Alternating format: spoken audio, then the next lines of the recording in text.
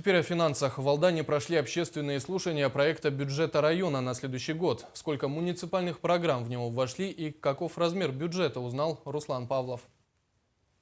15 муниципальных программ легли в основу бюджета 15 и последующих 16 и 17 годов Алданского района. Проект бюджета прошел общественные слушания и теперь ждет одобрения депутатами. Бюджет сбалансирован, бюджет социально направлен. Кроме того, мы сумели сохранить инвестиционную направленность своего бюджета. То есть мы обеспечили безусловное исполнение майских указов президента Российской Федерации по повышению заработной платы. Финансово обеспечена бюджетом программа переселения граждан из аварийного жилья. Объем финансирования на период 15-17 годы определен в размере 938 миллионов рублей.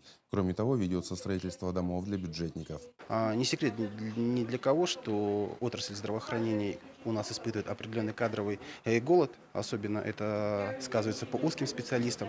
И поэтому было принято решение, что в следующем году мы построим дом для работников бюджетной сферы. В натуральных цифрах бюджет 2015 года дефицитный. Правда, он небольшой, всего 2 миллиона рублей. Однако в следующие 2 года спрогнозирован рост дефицита в разы.